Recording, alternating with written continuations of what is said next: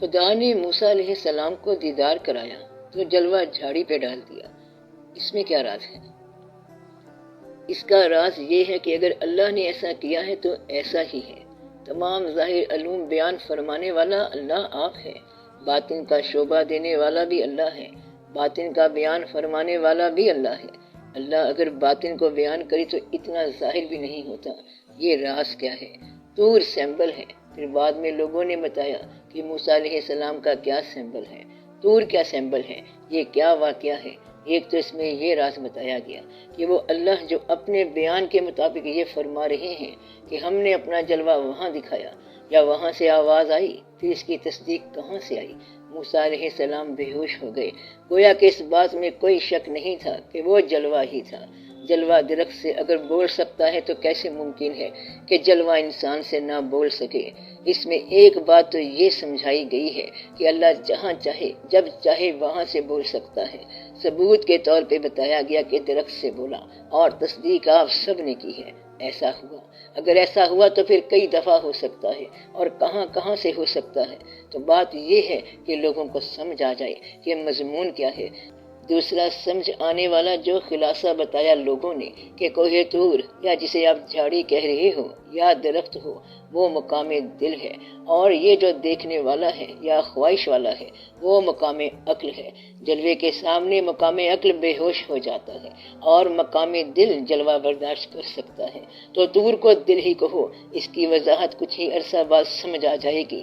اس پر جلوہ گزار دیا جائے تو قائم رہ سکتا ہے، اور یہ جو سوال کرنے والا ہے اس پر اگر جواب ڈائریکٹ آشکار کر دیا جائے تو ناممکن ہے، کیونکہ وہ ٹھہر نہیں سکتا اور اندازہ نہیں کر سکتا۔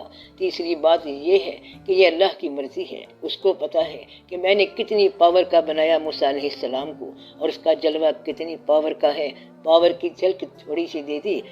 چوتھی بات یہ ہے کہ اللہ تعالیٰ کا جلوہ دینے کے لیے جو جلووں سے منور ذات ہے وہ اور بھی ہو سکتی ہے، اللہ کے علاوہ بھی ہو سکتی ہے، جلوے کا شعبہ اور بھی ہو سکتا ہے۔ اس لیے کچھ شوق والے لوگ کہتے ہیں کہ وہ تیرا ہی جلوہ تھا یا رسول اللہ صلی اللہ علیہ وآلہ وسلم۔ مطلب یہ کہ ہم تیرے ہی جلوے کو اس کا جلوہ سمجھتے ہیں، تیرا جلوہ تیرے ہی روپ کے اندر موجود ہوتا ہے۔ یہ بزرگ بتاتے ہیں۔ پانچویں بات یہ ہے کہ پوچھو اس سے، کیونکہ اللہ موجود ہے، آپ کو جواب مل جائے گا۔ ایک راز یہ ہے کہ انسانوں کے ساتھ کبھی نہ الجھنا۔ انسان ایک بڑا راز ہے، اس کے ساتھ کبھی جھگڑا نہ کرنا۔ جب اللہ چاہتا ہے تو سب انسان سیٹ ہو جاتے ہیں، جب نہیں چاہتا تو سارے اجنبی ہو جاتے ہیں۔ اگر اس سے کہیں کہ میں آپ سے ملنے آیا ہوں تو وہ کہے گا کہ میں آپ کو جانتا ہی نہیں۔ پھر کہو کہ میں وہی ہوں جو آپ سے وہاں ملا تھا، آپ نے کارڈ دیا تھا، کہتا ہے کارڈ تو میرا ہے مگر معاف کرنا میں آپ کو پہچانا نہیں ہوں۔ اور جب اچھا وقت آتا ہے تو پھر ڈھونڈ کے اور آ کے ملتے ہیں۔ تو یہ بات ہے، بس اللہ جب چاہے، اس لیے آپ لوگ خیال کیا کریں۔ 1 گھنٹے کا بلکہ 1 منٹ کا تفکر جو ہے وہ بڑی دور تک لے جاتا ہے۔ اللہ کو بڑی سمجھ کے ساتھ پہچاننا کہ بیج جو ہے وہ مٹی میں کیسے پل گیا، مٹی کے اندر رنگ کہاں سے آ گئے، بے رنگ پانی ہے، بے رنگ بیج ہے، بے رنگ مٹی ہے، پھر رنگ کس طرح آ گیا، رنگ ساز کہاں سے آ گیا۔ پانی کی بھی عجب بات ہے، پتوں میں جاتا ہے تو سبز ہو جاتا ہے، پھول میں جاتا ہے تو سرخ ہو جاتا ہے۔ یہ پانی کیا کر رہا ہے، کیا تماشے کر رہا ہے یہ پانی؟ جب آپ لقمہ کھاتے ہیں تو جب یہ لقمہ آنکھوں میں جاتا ہے تو نور بن جاتا ہے، بینائی بن جاتا ہے، اور خیال میں جاتا ہے تو دماغ بن جاتا ہے۔ آخر لقمے میں کیا ہے، لقمے میں کرشمے کہاں سے آ گئے؟ کبھی یہ توانائی بن جاتا ہے اور کبھی رانائی بن جاتا ہے۔ لقمہ ہے کہ کیا ہے؟ کھائی بھنڈی ہے اور چمک آنکھوں میں آ گئی ہے، تو بھنڈی میں بڑے کرشمے ہیں۔ اس بات کو پہچانو کہ یہ کیا ہے، آنکھوں میں چمک کہاں سے آ گئی، خیال میں رانائی کہاں سے آ گئی، چہرہ کہاں سے خوشگوار ہو گیا۔ تو یہ بات کہ لقمے میں کرشمے کہاں سے آ گئے، بیج میں رانائیاں کہاں سے آ گئیں، ان باتوں پہ غور کیا کرو۔ مچھلی پیدا ہوتے ہی تیرنے کیسے لگ گئی ہے، اس کو کس نے ٹریننگ دی، کون تیراتا ہے؟ یہ خود ہی تیرتی ہے۔ پرندہ اڑتا ہے، وہ ہوا میں اڑنے لگ گیا، نہ کوئی ٹریننگ، نہ کوئی پیراشوٹ۔ وہ تو پرندہ ہے، اس کا نام ہی پرندہ ہے۔ یہ عجب بات ہے کہ پرندے کا بچہ پرندہ ہی ہوگا، مچھلی کا بچہ مچھلی ہوگا، انسان کا بیٹا انسان ہی ہوگا۔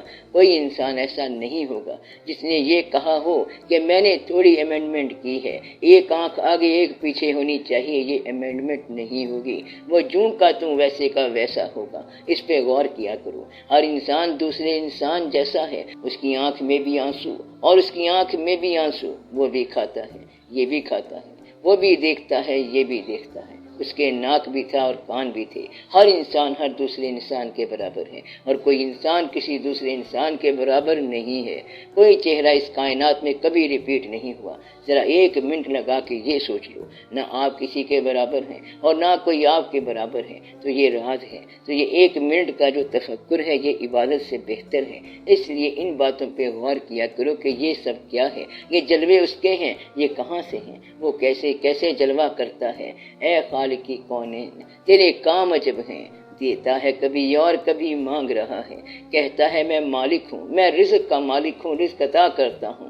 انسان کہتا ہے کہ مان لیا کہ تو رزق دیتا ہے، پھر اللہ کہتا ہے کہ مجھے قرضہ دو، قرض حسنہ، یوں کبھی وہ مانگنے لگ جاتا ہے اور 2.5% لے لیتا ہے۔ بندہ کہتا ہے کہ آپ نے کیا کرنا ہے، آپ ہی نے تو سب کچھ دیا ہے۔ وہ کہتا ہے یہ بات تمہیں سمجھ نہیں آئے گی، بس 2.5% دے دو، تو وہ دیتا ہے اور پھر مانگتا ہے وہ مالک، اور وہ مجبور بھی نہیں کرتا، حالانکہ طاقت رکھتا ہے۔ طاقت کی موجودگی میں مجبور نہ کرنا یہ اللہ کا ہی کام ہے۔ اللہ ہو کر انسانوں کو باغی ہونے دینا یہ اس کا کام ہے۔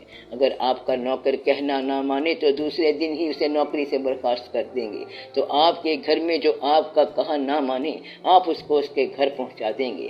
آپ بندہ ہو کر خدا کا کہا نہیں مانتے، لیکن وہ کہتا ہے کہ کھانا تو کھاتے جاؤ، تو وہ اسے مال دیتا رہتا ہے۔ اس پہ غور کیا کرو۔ یہ کائنات غور کے لیے ہے، فکر کے لیے ہے۔ دن کو غور کرو تو اور چیز سمجھ آئے گی، رات کو غور کرو تو اور چیز سمجھ آئے گی۔ غور کا مقام ہے 2 بجے سے لے کر 4 بجے تک، صبح صادق سے پہلے بلکہ صبح کاذب سے بھی پہلے۔ غور کرنے کا مقام تب ہے جب پوری کائنات آپ کے ساتھ تنہائی میں ہوتی ہے۔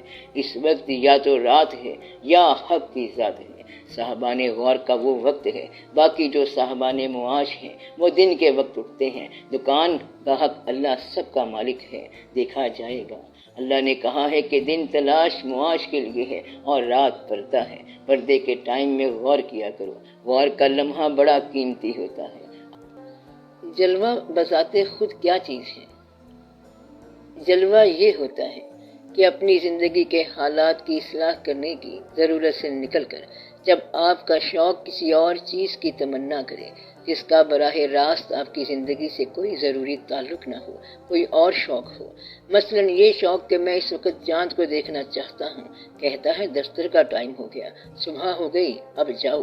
کہتا ہے نہیں، میں کچھ اور ہی دیکھ رہا ہوں۔ سمندر کے کنارے بیٹھا ہوا لہریں گنتا جا رہا ہے، اس کی دکان کا ٹائم ہے، پرواہ نہیں کرتا۔ اب یہ جو شوق ہے یہ ضروریات زندگی سے ماورا ہے۔ اس شوق کے اندر اب کسی خالق کا یا کسی ذات کا یا کسی نورانی ذات کا جلوہ ہوتا ہے، اس کو ہم کہیں گے جلوے کی تمنا۔ اب جلوہ خود کیا ہے؟ جلوہ بہت خوبصورت چیز ہے۔ مثلا چاند جو ہے بذات خود روشنی نہیں ہے، مگر چاندنی جو ہے یہ جلوہ ہے۔ فرض کرو ایک شکل ہے، آپ کا محبوب بیٹا یا محبوب دوست۔ اب جو دوست تھا اس کی کتنی آنکھیں ہیں؟ 2 کان، ناک، قد۔ اس میں بات کیا ہے؟ وہی 2 آنکھیں، کان، ناک وغیرہ جو دوسروں کا ہے۔ کیا اس کا رنگ سفید تھا؟ سفید رنگ کے تو کئی لوگ پھرتے ہیں، تو پھر کیا تھا؟ یوں سمجھ لو کہ ماں کے لیے بیٹا کیا ہوتا ہے؟ وہ جلوہ ہوتا ہے۔ چھوٹا سا بچہ پیدا ہوا، اس کی ٹنڈ بھی چھوٹی سی ہے، ماں سے پوچھو کہ یہ کیا ہے؟ یہ جلوہ ہوتا ہے۔ رحمتیں ہیں، وہ چیز جو آپ کے لیے پورے انہماک کا باعث ہو جائے، وہ جلوہ ہوتا ہے۔ یعنی شکل کے اندر ایک اور شکل ہوتی ہے جو محبوب کی شکل ہوتی ہے، وہ چیز جو آپ کو ڈائریکٹ اپنی طرف متوجہ کر دے، کشش کر لے۔ یعنی آپ جب یہ سمجھیں کہ اس کائنات میں اگر مجھے کسی چیز کی ضرورت ہے تو صرف اس چیز کی ضرورت ہے۔ کہتے ہیں کہ لیلا کا رنگ ذرا پختہ تھا، لوگوں کو یہ رنگ پسند ہی نہیں ہے، اور مجنوں سے پوچھا کہ سنا بھائی دنیا دیکھی؟ کہتا ہے نہیں۔ کیوں؟ کہتا ہے ہم نے لیلا ہی دیکھی ہے۔ جب درد سے ہوتا تھا مستر، جب درد سے ہوتا تھا مستر، کہتا تھا یہ مجنوں رو رو کر، دنیا کی ہر ایک شے کو یا رب لیلا کر دے، محمل کر دے، اس کے لیے بس ایک ہی جلوہ ہے اور وہ ہے لیلا۔ لہٰذا وہ چیز جلوہ ہے جو آپ کو اپنے آپ کو نثار کرنے پر خوشی سے راضی کر لے۔ آپ کو کوئی کہے کہ 1,00,000 روپے جمع کرا دو تو آپ کہیں گے کہ 2 روپے سے کام ہو جائے تو بہتر ہے، اور دوسرا کہتا ہے کہ جان دے دو تو آپ کہتے ہیں کہ بسم اللہ اور کوئی چیز مانگو، یہ تو ہم پہلے ہی نثار کرنے کے لیے تیار تھے۔ جس کے لیے آپ اپنی جان نثار کرنے کو خوشی سے تیار ہو جائیں وہ جلوہ ہے، اس کو جلوہ کہتے ہیں۔ پھر آگے آپ جلووں کا سفر کرو گے، سب سے بڑا جلوہ سب سے بڑی ذات کا ہوگا، وہ اللہ کے حبیب صلی اللہ علیہ وآلہ وسلم کا ہوگا۔ پھر آگے اور واقعات عالم چلتے چلتے وہاں جائیں گے۔ جلوے کا وجود پہلے ہے، کیسے ہو سکتا ہے کہ آنکھ دینے والا جاذبیت نہ دے؟ اس نے آنکھ بنانے سے پہلے رنگ پیدا کر رکھے ہیں، باغ سجا رکھے ہیں، آنکھ تو بعد میں بنائی ہے اس نے آپ کے کان بعد میں پیدا کیے اور چہکار اور مہکار پہلے پیدا کیے۔ میوزک ہی میوزک ہے کائنات میں، پھر آپ کو کان عطا کیے، جلوہ عطا فرمایا، نگاہوں کو جلوے کی رعنائی عطا فرمائی ہے، زبان کو اس نے گویائیوں عطا فرمائی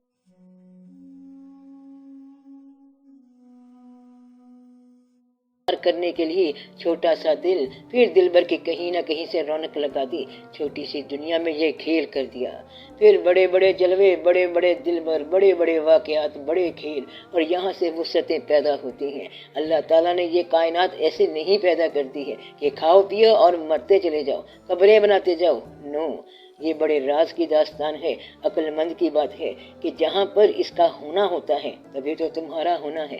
اس نے مخلوق کو بالکل چھوڑ نہیں دیا کہ مخلوق ہے چابی دے دی، بالکل سیٹ کر دیا کائنات کو، ٹک ٹک ٹک ٹک ہوتی جا رہی ہے، نہ، اس نے بڑے سسٹم کے ساتھ یہ سب بنایا۔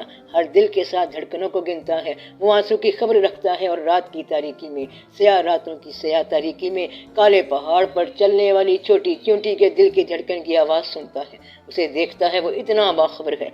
پتھر کے اندر جو کیڑا ہے اس کو بھی پانی پہنچا دیتا ہے، کیا کرتا ہے اور کیا کیا نہیں کرتا، یہ سب جلوے ہیں۔ اب جلوے کو دیکھنے کا طریقہ، جلوے کا مفہوم سمجھا گیا؟ تم صاحب عقل ہو تو واقعات کے نتائج اور سبب پر غور کرو، آپ کو جلوہ عقل میں مل جائے گا۔ اگر تمہارے کان کام کرتے ہیں تو نغمات کی تلاش میں رہو، وہ نغمہ جو تمہیں دم بخود کر دے وہاں جلوہ ہوگا۔